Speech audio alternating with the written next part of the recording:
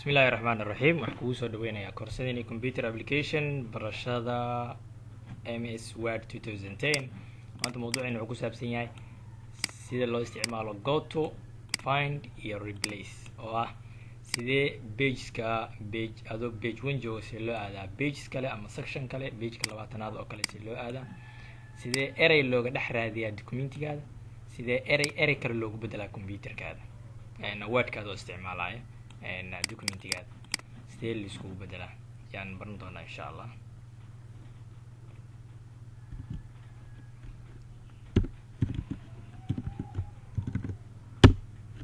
tusaale ahaan qoraalkan yaan ku bilaabeynaa. qoraalkan findiga ay ka bilaabeynaa sidee erey ee documenti a u raadinaa. tusaale ahaan qoraalkan aada u farbadaya, waxaa laga yaabaa 10 page 50 page iyo pages badan inuu yahay.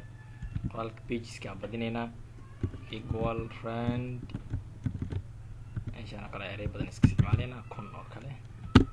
soo qoraalka hadda wuxuu noqday ilaa 23 page. pageska meesha laga arko waan garanaynaa ilaa 23 page. soo pageka ugu horeeya imaanaynaa. soo qoraalkan waxaan rabaa inaan ogaado ereyga document inuu ku jiro tusaale ahaan, ama ereyga look inuu ku jiro. see ogaanaa? waxaa tegaynaa home tabiskan mid walba shaqo gooni qabtaa. wayna ku doorayaa tabka loo yaqaano home, kadib aad tagtid waxa loo yaqaano find. okay, meeshaas waxaan ku qoraynaa erey aan rabno inaan raadino. tusaale ahaan document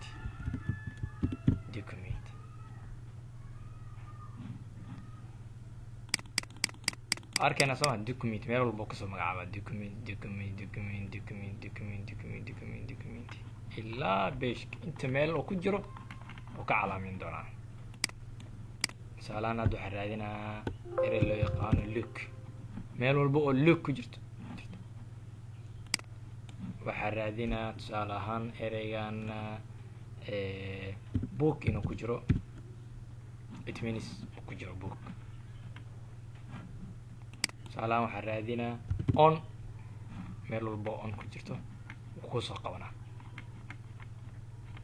okay, sidaas ayaa loo sameeyaa finding, inaad raadisid word ama document ama jumlad isla socota. hataa kubiyaa leenahay home tab find jumlada isla socota. hadaa rabti inaad raadisid kusoo qabanaa inta mar ay ku jirto kuu sheegaa. tusaalehaan 67 mar ayay ku jirtaa documentigaada.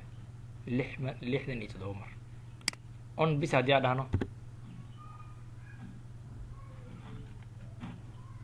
waxay ku jirtaa 467 mar. saas loo adeegsadaa find. okay, replace ereygan documentiga. tusaale ahaan haddaad soo ogaano erey documentiga document noo soo qaad copy find document. waa kana document wuxuu ku jiraa 400 oo mar ku jiraa. so waxaan rabaa documenti ereygaas oo iga soo khaldamay. documenti meesha ay ku qoran tahay erey kale oo la micnaa yaa rabaa inaan ku bedelo. tusaale ahaan document. tusaale ahaan book aan rabaa meeshaas in document oo iga khaldamay book aan rabaa inaan ku bedelo. 400 oo mar ma intaa tago kan dul tago document tiro kana dul tago document waqtiga iga dhumay. waa isticmaalaya wax loo yaqaano replace. sila home tab tagaysaa replace aad tagaysaa. halkaan waxaad ku qoraysaa finding what shayga aad rabtid aad raadinaysid. document aad raadinaya document markaad soo hesho maxaa ku bedelay book ku bedelaa book. laa documentigana book ma jirin soo ma book. waxaa leeyahay marka replace all dhammaan meel walba oo document ku aragtid waxaa ku bedeshaa book. waxaa leeyahay replace all. waxaa marka word has completed its search of the document has made of 400 replacement. wuxuu sameeyey 400 oo isbedel oo ah documenti oo bedelay wuxuu ku bedelay book. so علينا okay, hadda waxaan rabaa marka waxaan raadinaa document aan raadinaa document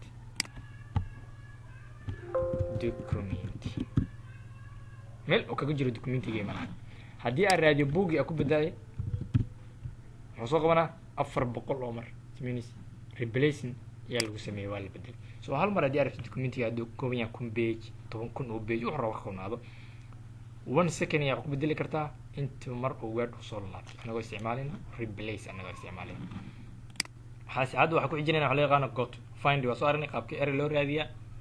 find yaa isticmaalina qaabkii loo bedelaa replace yaa isticmaalina qaabkee loo isticmaalaa maxaa la yidhahdaa got oo loo aadaa pageka. tusaale ahaan hadda anaga waxaa joognaa pageka koowaad, waxaan tusahay page 1 of 23.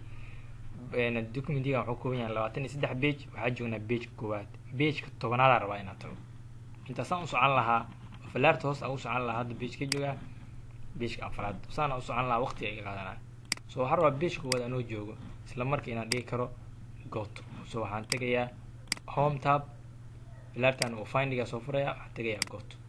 so inta badan waxaa la isticmaalaa marka got halkay aadaysaa, ma pages ay isticmaalaysaa, ma section ay isticmaalaysaa, ma line ay isticmaalaysaa, bookmark, comment, footnote, waxaas isticmaalaysaa. hadda inta badan page ay isticmaalayna, waxaan leenahay pageka tobanaad arna ina tagno, waxaan dhehaysaa got aad. hadda page ka joognaa pageka koowaad, automatically inta tagnay pageka tobanaad. waxaan rabaa inaan u laabto pageka koowaad, hore muxuu ka imaaday pageka koowaad. waxaan rabaa inaan tago pageka afraad, goto pageka afraad oo ka jiro.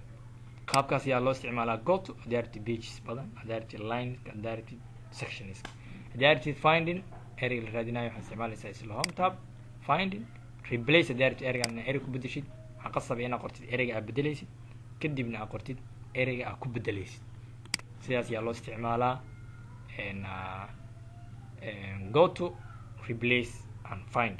assalaamu calaykum waraxmatullaahi wabarakaatuh.